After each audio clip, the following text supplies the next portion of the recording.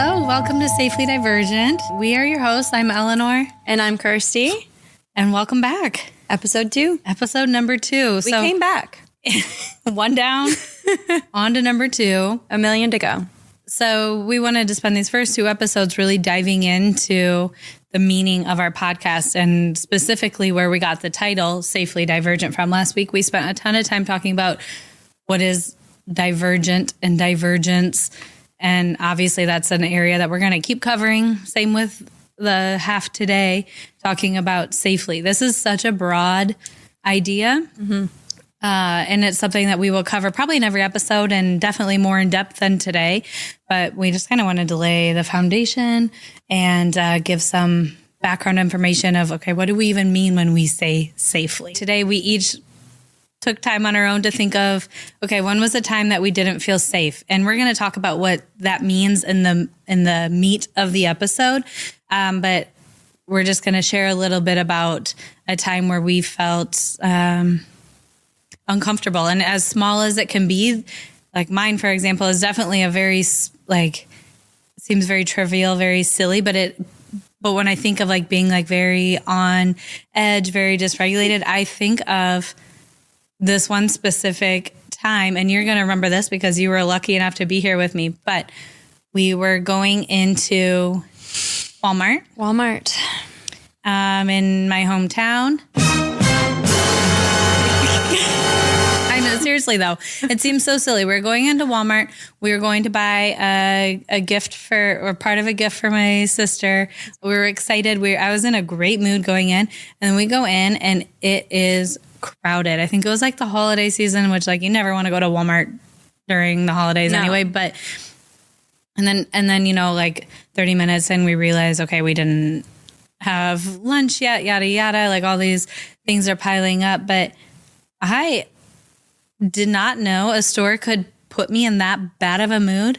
But I nearly had a meltdown, didn't I? You did. Your face literally dropped and there were tears welling in your eye. And we were in the garden center. I love looking at plants. I was doing something that I really like doing. And I think there was just too many people around, the fluorescent lights beating down. Everything was so busy. I felt like people are in my way. Like I felt like people like purposely like trying to be malicious, getting in my way. Obviously that's not true, but it was this perfect storm of all these things going on. And I honestly, this is probably a year and a half ago. I've not been to a Walmart since because of this bad experience. It even gives you like physical like response. Oh yeah, I was like ill. Sick to your stomach. You have to run to a bathroom. Like this is your experience. That was extreme, but this is kind of any time you go into a department store. Like you have to prepare yourself because you just do not respond well. Wow, that is not my place to be in those situations. And like you said, I think a big piece of it that you've narrowed down is like the fluorescent lighting and your response to those situations, which is, kind of where we want to help people is like identifying those things, because now that you know when you walk in the door, you find a bathroom before you do anything else. Or I make sure I have a meal beforehand, or make sure I go in a good mood. So like, and these are all things that we're going to talk about. And like, we have plans to talk about like identifying stressors and things in our environment. But when I was thinking about this, like safely turn, no, I did not feel like my life was in danger by like any stretch of the imagination, but it did put me in a really cranky spot. Yeah. Cranky and thoughts and like a sense from your body too, saying like, hey, this ain't right. Like something's going on and your body is trying to like protect yourself. But no, there's no danger. Walmart was fine. But my body was telling me otherwise. All right, Kirsty, do you have an unfiltered moment for it? Well, I'll bring it back first to as a child and then maybe to yesterday as well. Great. So as a kid, I would remember if there was like a planned event, say that was like a movie, and I was going with a group of friends. Days prior, I would be trying to think of what the seating arrangement would be for this event. Inside the theater. Who would I sit by? What row would we sit in? Mm-hmm. Where would we be in the theater? Where are you going to put your drink? What side? I would plan all of those things. Okay. And if they didn't go my way, I wasn't getting anything out of that movie. But I'm sure it caused like I just wasn't reading the cues of my friends because like I would try to shove my shoulders in and get in the position that I had You can't stand there. It's my planned on. Okay. I didn't have the ability to communicate that at the time of like, hey, it would make me really comfortable if I could sit here in this spot. It was just like, okay, it's planned here. So now everyone needs to follow that or I'm not going to be happy.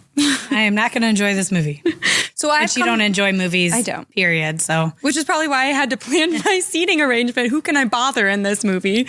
Because I can't stand like sitting still and just watching the movie. Okay. But I feel like that connects to our experience yesterday where we got tickets to a basketball game and it was general admission seating. Yeah. And you were so calm in that line. We had to wait, 30 minutes? Maybe more. Yeah. And you were so calm in that line. And I was thinking about every aspect of what had to happen. I could see it. Your eyes were wide. You were like looking around. You're trying to eavesdrop on everyone's conversations, hearing their game plans on which direction they're going to go. There was a free t-shirt. I didn't want it. I didn't care about the free t-shirt, but I wanted you to have the free t-shirt.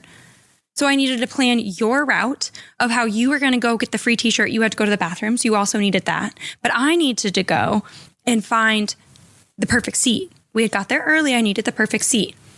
So we got in. You went one direction. I sprinted down to get our perfect seat. And I sit down. I get all settled in. I asked, like, this is where I can sit, right? General admission. This is where I can sit. And I get down there. I get in my spot. And I was tried out few different seats. You know, I tried first row. That wasn't right. I didn't want to look at the back of heads. Tried second row. Third row was it. So I got settled and I was proud of myself. You found the perfect seat. Found the perfect seat. And then it started to fill up. Someone came down and said, you can't sit here. So it just wasn't general admission. Okay. So I had to move to a different seat across the aisle that was like deeper in, but I wanted aisle seats. So this startled my system a bit. And now I've worked on myself. I've come a long way. So like I managed. We had a great time. You played it off better than you're sharing it now. So it's fun to hear the innards. I did see the stress in your eyes when we were waiting in line outside. I thought, okay, I don't care where we sit. We could be in the very back row. That'll be fine. I don't care if we get a t-shirt. But I could definitely see the worry in your eyes. And how did it end up? It was wonderful. It was perfect. So in that case, our body doesn't know the difference between, okay, I'm being chased by a lion and I'm running for my life.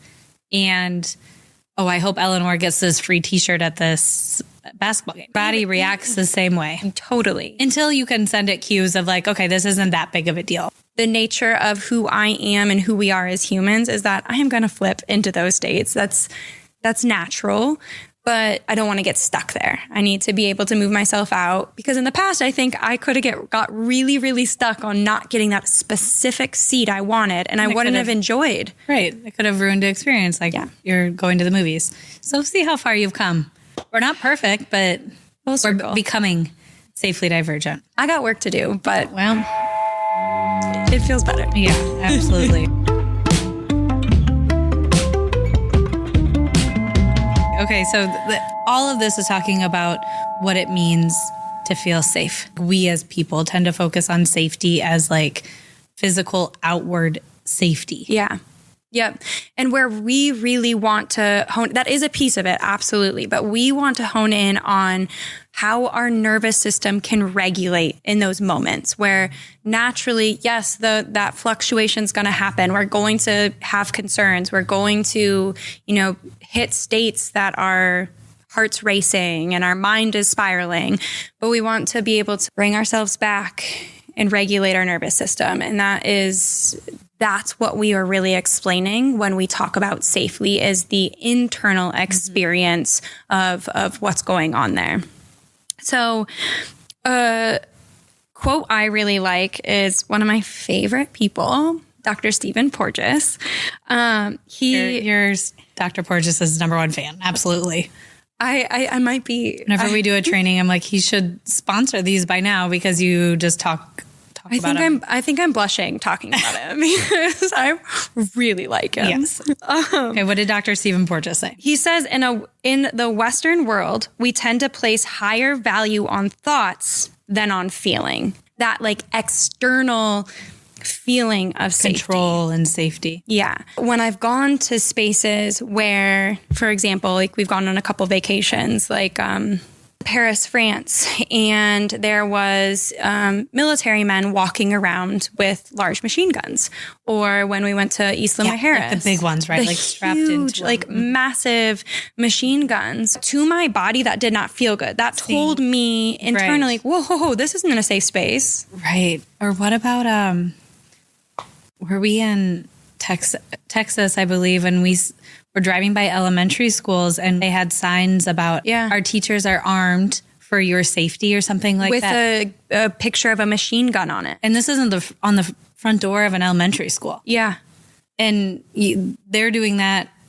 I mean, that's a whole other topic, but they're doing that for this idea of like external safety. But like even just seeing that image and then thinking of like little kids having to like walk through the door and like seeing that image sends a very like uneasy feeling to our system. That doesn't feel good to have to need these weapons to protect ourselves. Like it doesn't send cues of safety to our body.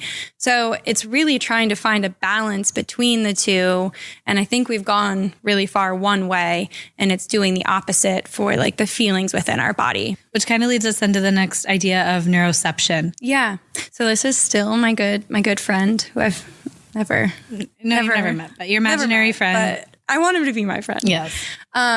He coined this term neuroception, which is just this unconscious surveillance of our surroundings, not only our surroundings, but also the cues within our body. It's a monitoring system. It's a monitoring system. system. Taking in your environment and gathering all this information that we're not even consciously aware of and analyzing it for us to determine if there's potential of a threat. Right. Yeah. And it could be something as simple as like a water bottle dropping. And I think of that because today I was watching a bear video and this bear was protecting his cubs, but also was in the backyard with dogs running around. And I was watching this and Eleanor knocks over her massive water bottle. Big boy right here, yeah. And it made this booming noise and I jumped out of my skin. I stood up off the couch and thought I needed to protect myself because of this like loud tone that went on in addition to like what I was watching. So it could be a slamming door, a revving up motorcycle. I was thinking like a loud car or something. You whip your head around and it's not that that noise makes you nervous or scared or something like that, but our system is just like, whoa, something happened. You need to be on alert. Yeah. Protect yourself because that's like our basics of how we operate is like, we need to survive. Right. So we have these embedded survival instincts. And that is this neuroceptive system that is just on alert at all times. So when we hear these lower tones, we go into like, protect mode. But when we hear like higher tones, so our voice, how we're talking back and forth, like this is safety. This is like, you can hear there's like motion in my voice. It's like prosody. Like it goes up and it down and it's not like, I'm not yelling. I'm not like giving a stern tone, but this is how we can regulate each other. We can, if you were feeling unsafe, this is the tone I would want to use. It's very gentle. Give you some to space. Help bring me down. Yes. This co-regulation. Yeah. And we're going to talk a ton about that because it's something we're really interested in.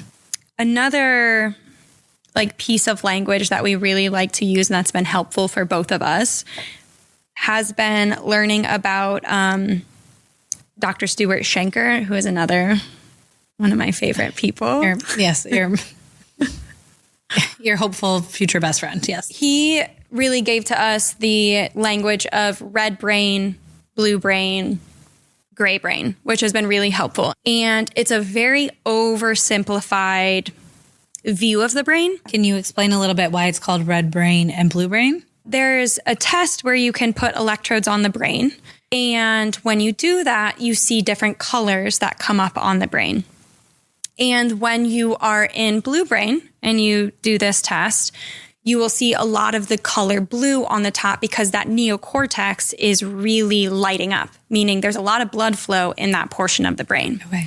Now, when you go more to a red brain, you will see a lot less blue and it will light up in red because the red brain or the limbic system or that level of the brain is really getting the blood flow because we're in protective mode. Our goal, we're not always there. No one's perfect. No one's always in this blue brain state. But this is where our our thinking brain is, our upstairs brain. Sometimes we refer to it as. This is when we can really successfully socially engage. This is where we can learn new information, where we're motivated to learn new information. This is where we want to be. And this is also where our body can go into a relaxed state, right? So I think about if I'm really stressed out and I tell myself okay, I'm going to watch my comfort show and I'm going to scroll on my phone for 30 minutes and I'm just going to completely relax. And then I'll get my whole to-do list done. During that 30 minutes, my body doesn't actually relax. What do you mean by that? What does that feel like in your body? My mind is going through my to-do list. My mind and my body, I can still tell that I'm stressed out about, my workload or whatever, my to-do list, whatever it is. Even if I'm trying to fake being in a blue brain, fake myself to this calm, regulated, relaxed state. My body knows different, right? So when we actually are in a blue brain, when that part of our brain is functioning, our body can actually genuinely relax and you can restore. Yeah. Right. And I think what actual signs of that, within the body is a steady heart rate, steady breathing, not a racing mind, ability to actively listen to someone you're communicating with. These are real signs that you're accessing the blue brain. And when we're not doing those things, that can be a pretty clear indication. Ooh, I'm more in a stress state than I am in my optimal functioning state. Right. And there's all these different terms that kind of are talking about the same thing. You just said stress state. Stress state's another word for saying in a red brain. Red or gray brain. Red or gray. Right. So the opposite of where we want to be, but we all get there, right? This is so natural. Even the most calm Zen yoga instructor, meditation leader, everybody goes into a red brain. It's just about, first of all, recognizing it and then also being able to switch yourself out of it and get back online to a blue brain. And we're thankful for these states, right? If there is a car barreling down the street at me, I want my brain to be you got to move. Yeah. Get out of the way. Right. We need these. This is why we've continued so long as humans, is because of these processes within us. Now, it just hasn't come along the way to say, oh, that scary movie that you watch, that's a different experience than what's really happening in life. Right. I'm choosing to put myself in those stressful situations. And you can close the book or turn the TV off. Whereas if you were actually in it, we need those processes to get us up and out of the way. Correct. But our body doesn't respond to those differently. They take them the same way if we're creating them in our mind or actually experiencing them. Correct. So within red brain, we've experienced these stress responses, which are, I feel pretty common by now, fight, flight, freeze, right? So we're going to talk about them. I know you and I both already know which ones we follow under, but I always think it's interesting to reflect back and not just think about how you resonate or what you relate with, but also the people closest to us, right? Because it's really important to understand how people react to stress in our life because it's all different and they're all natural. There's not one that's oh, I wish I was this kind of I wish I was a fight instead of flight, or it's not one's better than the other. It's just how you react in those moments. So a person who has a fight stress response, this can look like a lot of different things, a lot of different characteristics, and it's hard to just generalize oh, if you do this, then you're a fight responser. But So these are just very generalized things, but it might be someone who, if they're stressed out, they tend to fight. And that could be like physically fighting. It could be verbal outbursts. Mm-hmm. It could be, the person that punches a hole in a door when they're in a stress state. So it could be like those extreme literal definitions of fight. More subtly, it's maybe like someone with like clenched fists, someone that gets hyper verbal, defensive, absolutely. Needs control. Yeah. So this is stubborn. What? No. Do you feel like this is pointing at somebody? I did kind of feel like you were tossing some of these terms at. Okay, so when someone's in a fight state, some things that are happening, racing heart, racing body, or racing heart, yeah. And I can tell when I'm in a fight state based on your reaction, because your face will drop, because my tone, it goes higher pitched, and it's like there's not prosody, there's not fluctuation in how I'm talking. And this might not even be directed at you. Just when I'm escalated about a situation or speaking about, I can tell that your natural reaction, I can see it occurring on your face. And again, this could be about, I'm just telling you about a day's work, and I can feel your reaction based on how I'm like talking about it, the tones I'm using, how big my arms are, which they get pretty big. But it's really, I feel like the biggest thing for us is that tone of voice. And I feel like I'm a fight. That's like my natural instinct. And I noticed that in a couple of different ways. I think I go hyperverbal. I am like saying so much, but really not connecting to what I'm saying. So a lot of times it comes out as like rote phrasing, where I'm just like, afterwards, I'm like, I didn't mean that. Like how I was saying it wasn't what I actually meant. It just like word vomit coming out. Yeah. Yes. Lots of word vomit. And really, I get really, really stubborn. Like I can't move on. I'm inflexible. I'm stuck.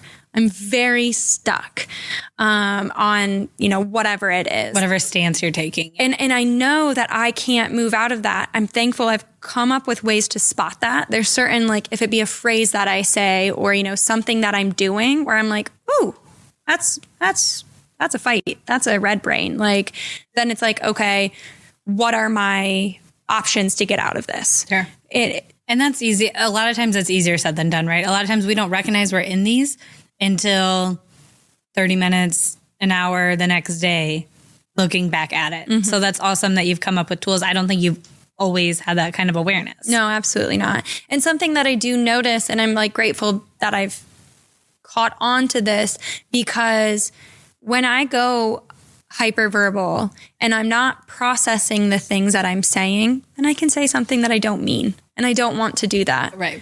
And I don't want to hurt someone's feelings. So it's really been helpful to have this language to, one, afterwards, if that does happen, process and figure out how I'm going to repair. Yeah. How do I fix that situation? But also, how do I avoid it going in the future? Sure. Okay, so then the next one we want to talk about is a flight stress response. So again, this could be the very literal definition of like, is moving your body away from a stressful situation, right? Like the first thing that comes to my mind is my sister who, growing up, she was like, I don't think anybody visited the nurse's office more times in a week than her. And it's not that she was like chronically ill or anything like that, but how I imagine it happening, and I think she would probably agree, is anything stressful came up, whether that was like a test or something like that, or socially something stressful. And she was like, oh, I got to get out of here. But she had a genuine internal experience of like, she probably had like tummy aches. Yeah. And like, well, I'm sure or a now, headache. Like, right. And I'm sure that's right. She went to the nurse because she had a tummy ache. And now looking back, it's like, oh, that's just anxiety, or, that's exactly. just, she's being pumped with cortisol because she's so overwhelmed, which shows up, But she was very much a flight stress responder, right? She was escaping from that stressful situation, which is exactly what flight is. It's avoiding conflict, avoiding getting out of stressful situations. It's, I think in one word, basically just avoidance, right? And I think a lot of times too, this can like, that's like the clear sign, like, the very obvious sign. Yeah. But more subtly, I think it can be someone who maybe like has a hard time focusing, I guess, comes to mind. And then also like perfectionism, like taking on more than they can handle and then wanting it to be perfect, right? Like wanting it to go the way that they have in their mind. I feel like very much resonates with somebody with a flight stress response. So it might look like, and it might feel like anxiety, like we talked about, and your body's just saying like, get me out of here, get me out of this stressful situation. I don't like having someone yell at me, or I don't like this feeling of like, oh, I'm about to go walk on stage and have to talk to people. And your body is just trying to get you out of it. Yeah. The concern with that is if you have so many experiences like that, then you're going to be avoidant of social situations. You're going to be avoidant. And that's really how we restore and like fill up is safe connection with other people. Yeah. So to consistently have these experiences where it's like, that was not good. I didn't like that. That was harsh on my body. Then we become avoidant of what refuels us. So that's a concern of flipping into these states too much. Right. And then we talked about fight and flight. And then maybe you can share a little bit about what happens for people who go into a freeze state. When we're in a freeze state, we move past that like red brain portion and we move into that gray brain. And when we're stuck in a gray brain, it's much more difficult to get out of than the fight or the flight. I think a lot of times people who are in a freeze state, I mean this in a kind way because this is very much me, but get labeled as like lazy or like a couch potato because they're immobilized, they're frozen, and they look like they're like withdrawing or they're not engaging in this, like maybe like a confrontation or an argument or something like that. They're literally just sitting there. And this is totally me. And it a lot of times feels like dissociation, right? Or like spacing out. My body's there and I am not processing what's going on. And if I think of this with like people who I talk to who are in a fight state, like it's you, me. For example. Yeah. It's totally naturally. If you raise your voice, whether or not it's like pointed towards me, but maybe just about the situation we're talking about, like I can tell by your tone and everything that you're upset or worked up. Mm-hmm. And I do a lot of this silent nod, right? Yeah. Like I am not processing what is being said to me. And that is totally my body going into like protective freeze mode. Which that's exactly it. And that's where I think it's really helpful to know these. You have registered with it. Your neuroceptive system has said, hey, there is a threat in your environment. It's not a tiger, but it's pretty darn scary. She's got sharp teeth. Watch out.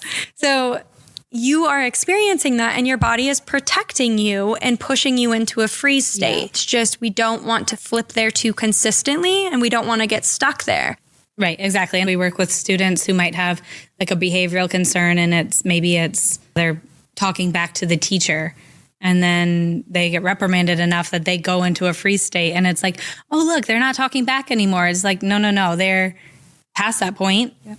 Their body couldn't even do that if they wanted to right now. They are in a freeze state. They are in like total immobilization. Which is what I remember a lot of my time as a student. Is I was that fight kid. So I was kind of had that, sign slapped on my back as like behavior kid.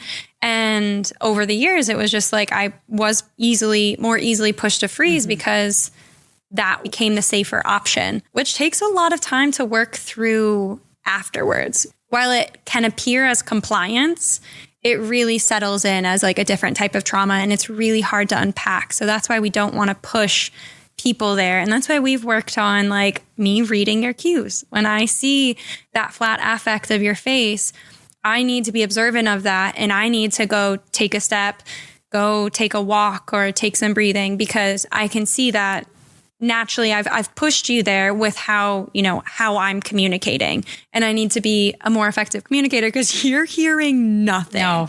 And I think it's so important to like not only recognize what stress response you have, but also the people in your life, because like we have very opposite ones. And there are some advantages, I guess you could say, and disadvantages, right? So neither is perfect. No, there's not a perfect all are combination. Natural of like how they kind of, form. But really it all comes back to like, how long are you in that stress response? Or can you flip back into what we were talking about like earlier, a blue brain, a regulated, safe thinking brain? Mm-hmm. We're going to keep talking about this for a long time, but I feel like that lays a good foundation. Are you ready for me to take a complete shift to scattered? Am I prepared? I don't know. Can I resituate? Situate, do what you need. I feel like I need to.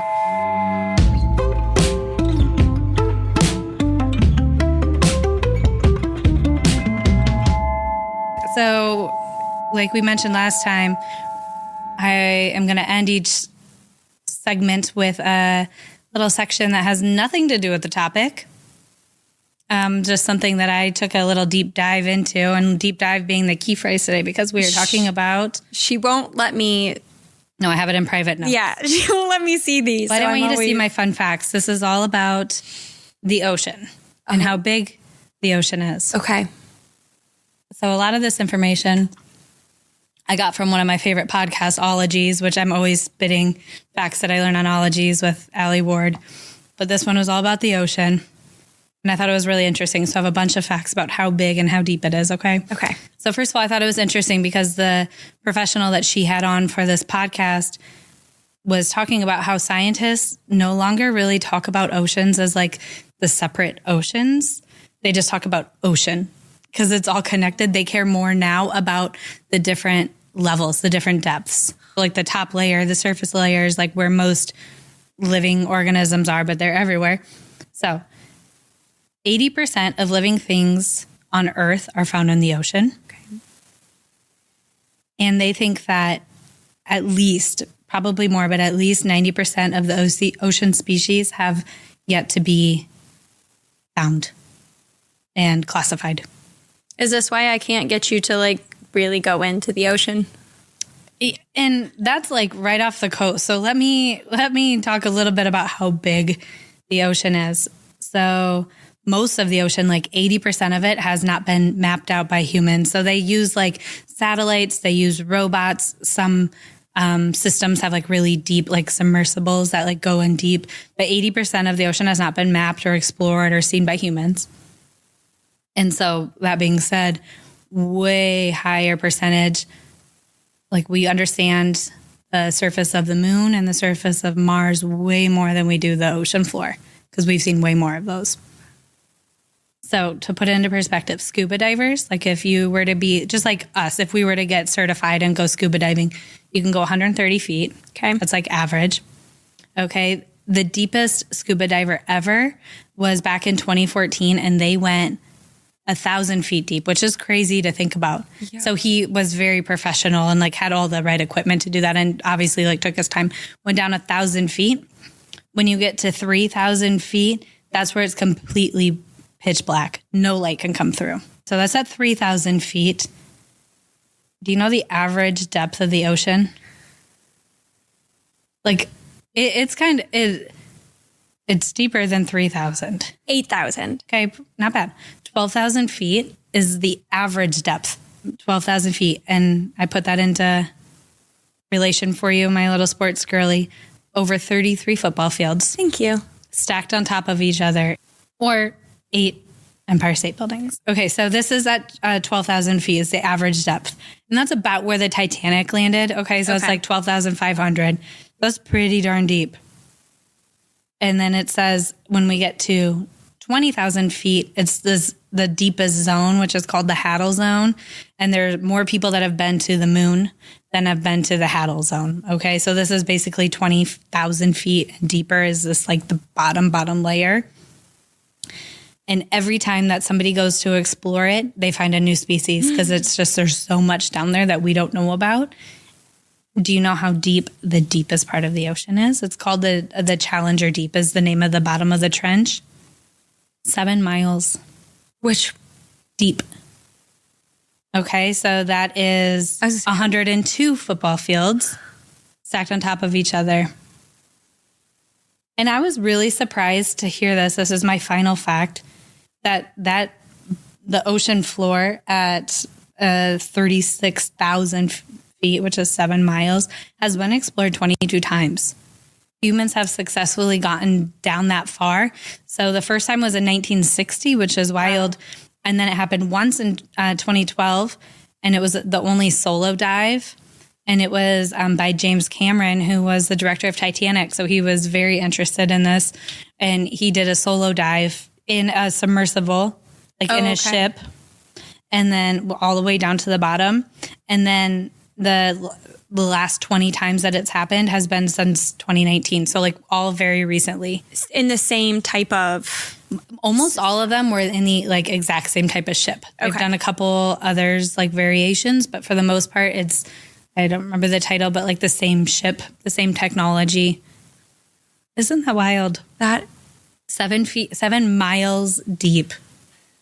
The ocean's big, and we explore like 10 yards of it.